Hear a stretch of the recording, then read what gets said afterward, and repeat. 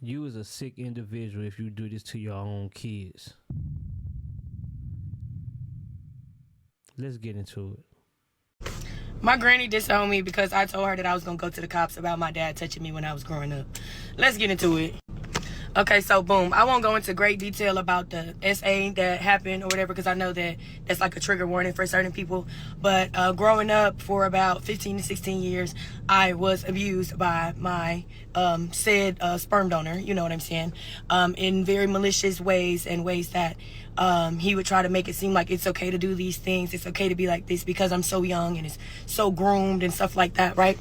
I say so groomed, but I mean like easy to manipulate. I mean, I guess that's the same thing. But anyway, so fast forward, all of these years later, in between time, there was a time that my stepsister came out about him doing something to her, and everyone just shunned and denied. And I'm not gonna be quiet no more. I'm not even gonna lie. I remember specifically being 15 years old and people telling me that they could not tell me what my dad got in trouble for because I was too young to, I say 15, I'm sorry, 13. I was too young to understand or to know what was going on or what was happening in the family or whatever. They thought that it was gonna make me feel some type of way. The whole time, if they would have told me, I would have let them know, you know, hey, this happening to me too. I keep taking these little breaks because I be getting winded and I gotta like piece my thoughts together. So you just gotta bear with me. But okay, so boom, let's fast forward. I joined the military because I was trying to get away from said father, said abuse, right? Said father got out of prison and went right back to doing exactly what it was that he was doing at first. And me being the daughter that I am, you know, I was trying to do, you know, maybe he can grow, maybe he can change, maybe it's, you know, something is really wrong with something's really, really going on. He really needs help, you know? So I was trying to stay around and try to stay and be that person, negative. I should have never, ever did that. So, boom, I'm in the military and I get a phone call from my big sister. I have a sister on my dad's side. It's just me and her. I get a phone call from my big sister and she's like, hey, you know, I think I'm ready to tell my story. Are you ready? Do you support me? Do you whatever? Are you ready to do this too? And I was like, well, I don't know if I'm ready yet. Let me think about it, you know, and you know, maybe we could do it together or something, but give me a chance because I feel like that is a very hot topic to talk about, right? So boom, she says okay. She's like, she's gonna let me think about it. I ended up going to dang, what I'm trying to say, hold on. Okay, I ended up going to sleep. And as I wake up the next morning, I get a phone call. But I don't answer the phone because in the military be keeping me busy from time to time, whatever. And then I get a text message and says, hey, your sister said some things that were going on in your life or in y'all's life, and she made mention of you, and I just need to know what's going on because your sister is dramatic and she does the most and blah blah blah blah blah, right? So I'm like, okay, well, what did she say? She said, she said, and I'm gonna do a part 2 because I got shit to do, but just comment for part 2. All right, I'm back, and I'm finna try to make this all in one because I hate watching 17-part stories. So, boom. She had texted me that message about, you know, and my sister's dramatic and all of this other kind of stuff. So, I called her or whatever because I did leave out that part that after I read that message, I called her, and I was like, well, what did she say? She was like, oh, well, she said that he was saying in better words, I will pay you to do this. I will give you this amount of money if you do this for me, or if you do this for my friends, if you do this or whatever. Now, this has gradually been a thing for forever. That was just one of the things that she had brought up.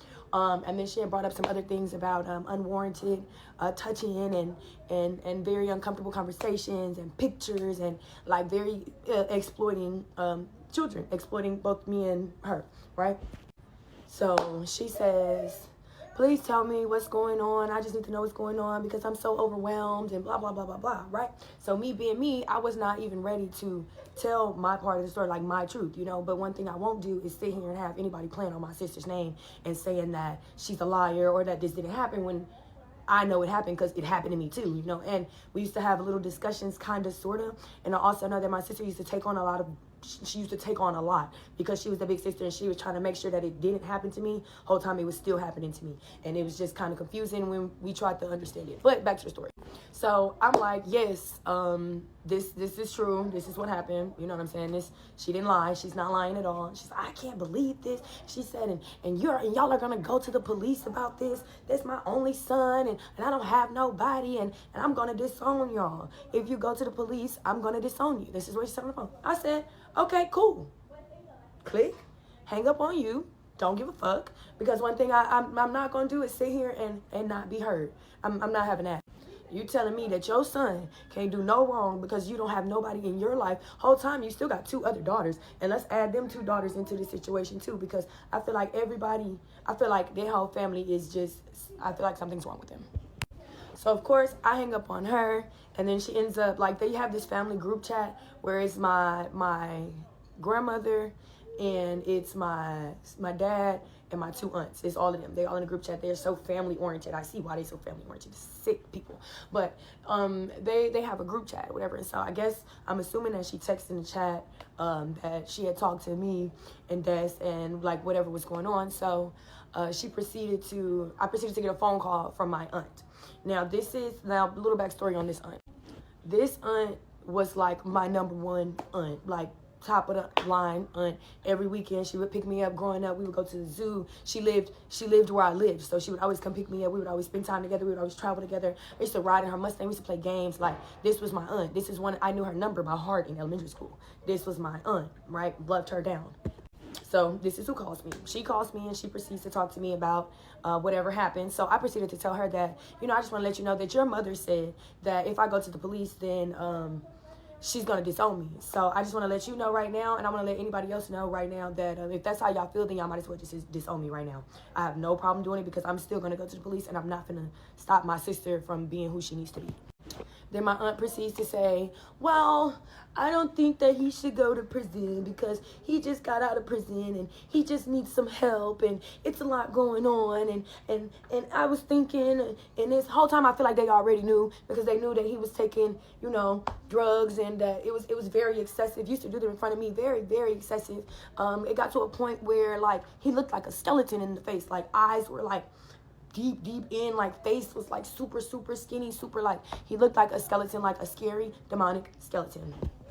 But she continuously says, like, oh, he needs to go get help, we'll find him a place to get help, but I don't think we need to send him to whatever. And I'm like, honestly, this stuff is still going on. Even when he got out of prison, he still continued to get back and do the same thing. It's more than just something. No, this is off. It's not wired in his brain, and y'all are not wired in his brain to be trying to help this man. We're trying to help us, because you're not even defending me, or you're not understanding me or where I'm coming from or my sister. You just think, oh, my brother. What about your niece that you grew up with, that you love, that you cared about?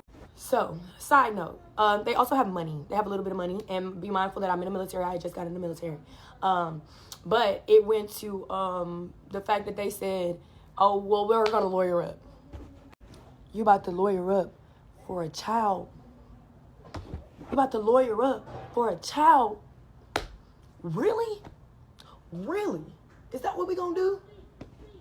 Proceeded to go through with it. There was not enough evidence for the lawyers to, or for the person that my sister had working on the case to, like, solidify it for us, even though she had CPS visitations from when we were younger, a bunch of shit that I didn't even know about, and stuff like that. And they decided to let us go get off with a protective order, basically, which means that no near, no around, no nothing, no type of, no contact, no connection, no nothing. And it's been like that, and it's continuously been like that. And whole time, we can fast forward still, I still know that they still feel the same way, and they still have the same energy. Oh, pause, hold on. Back to that aunt. She ended up blocking me when we got off that phone. Yes. And that broke my heart, broke my heart into pieces. So that's why I don't think that nobody can really break my heart no more. That shattered my spirit to the T, because, like I said, favorite aunt, never expected that. Blocked the shit out of me. So, boom. I'm going to skip a little bit of details. I will answer any comments. I will video up any comments. Anybody that got any questions, I will video up anything that y'all feel like I might have left out. But, okay. But, yes, boom. Brrr, fast forward to maybe... what is this, the beginning of this year or last year? I posted on Facebook, because I still have them on my Facebook, because I like to post every once in a while to show them that I'm still up one, never needed y'all, still very successful, still handling my business, still super smart, like 10 out of 10, I'm everything that you wish you were in your life. Like, I know it, and that's just crazy how it works. But boom, I ended up posting on my page on my Facebook. You know, I'm be ready to tell my story, and y'all are gonna be ready to hear me, and y'all be ready to see what I gotta say or whatever. And I felt like some of my cousins were in the comments like, oh, we support you, we support you. All the time I really feel like they weren't supporting me at first, or maybe they were. I don't know. I feel like people who can't pick a side, like, I'm going to pick the side for you, and the side is not going to be with me. If you don't have my back, like, I had one cousin that totally had my back 1,000%, no matter what nobody said. One cousin. Now, I feel like people started to come around after a while, but only one person had one cousin had my back. That was not my sister.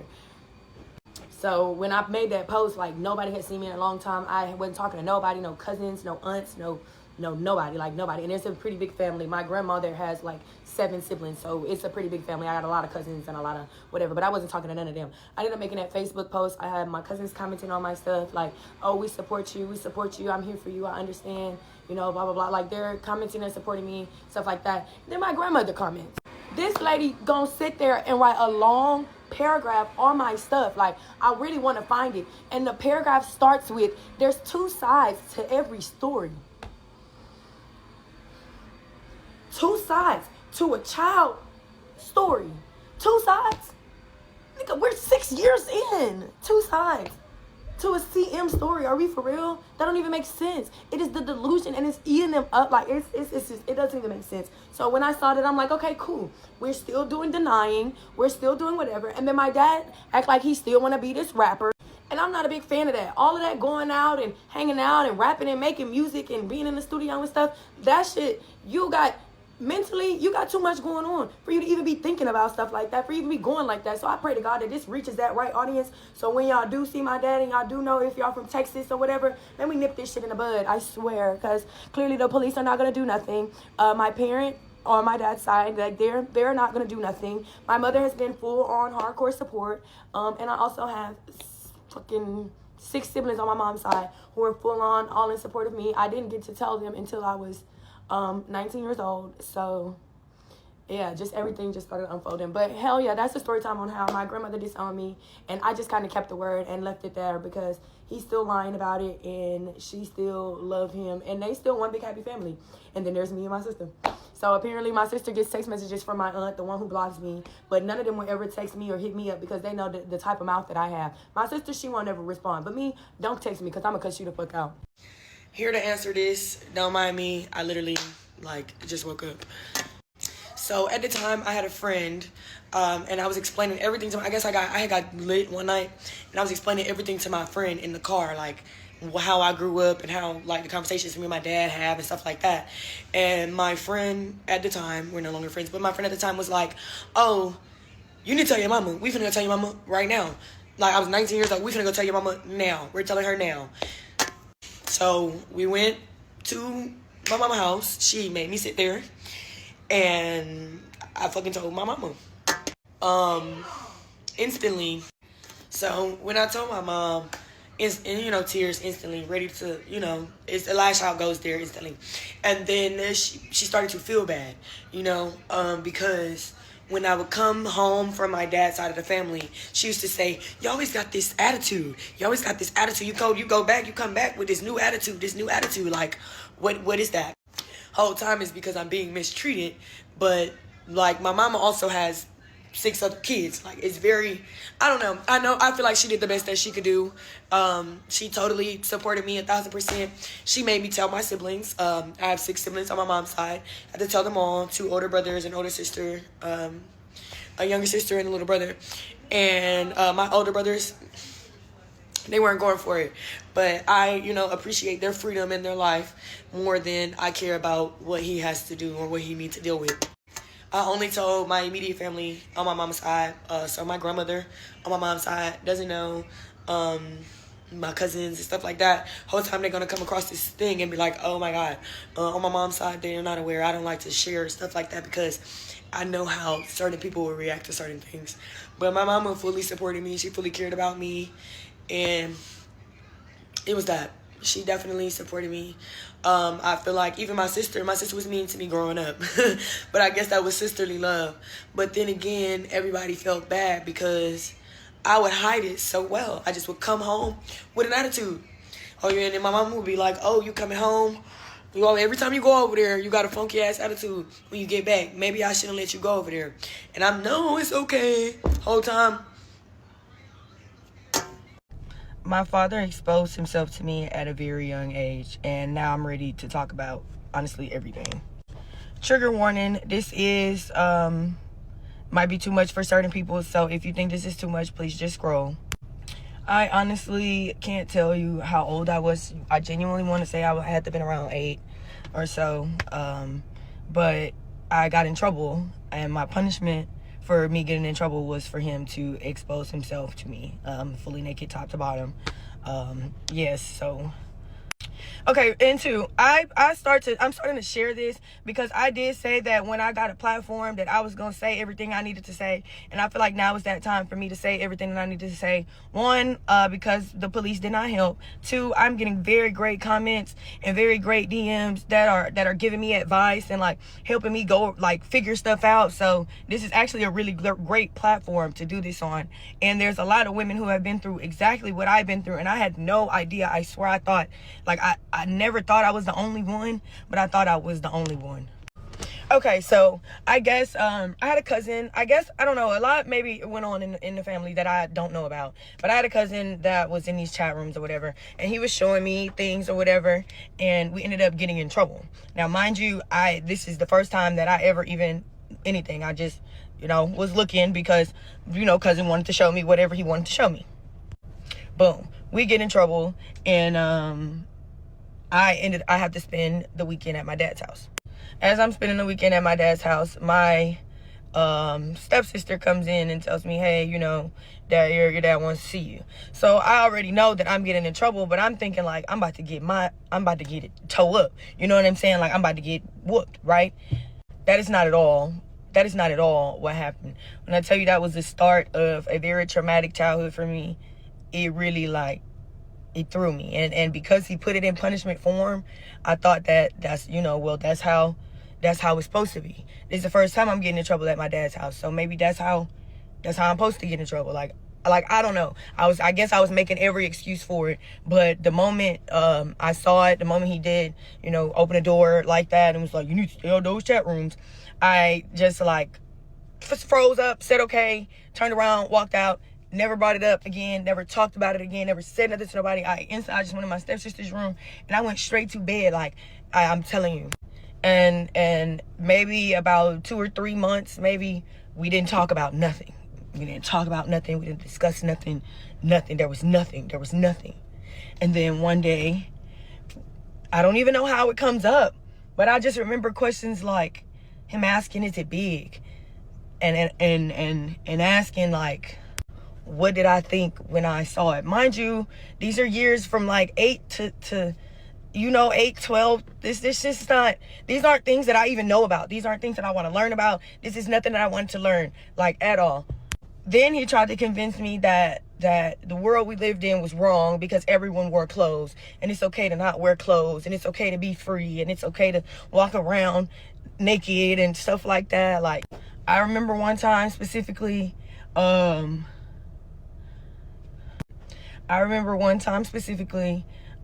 had to evacuate because there was a hurricane coming. If you can put a timeline on Hurricane Rita in those years, and then put a timeline on my age, me being 27, we had went out of town for the hurricane because it was supposed to be coming and it was supposed to hit. The hurricane never came whole time, but we were going to Dallas. I was excited to go to Dallas because my sister lives in Dallas, and the whole family would be together. At least I could be with my sister. Worst trip of my life. I still remember it to this day. Some stuff you try to forget, but you just can't.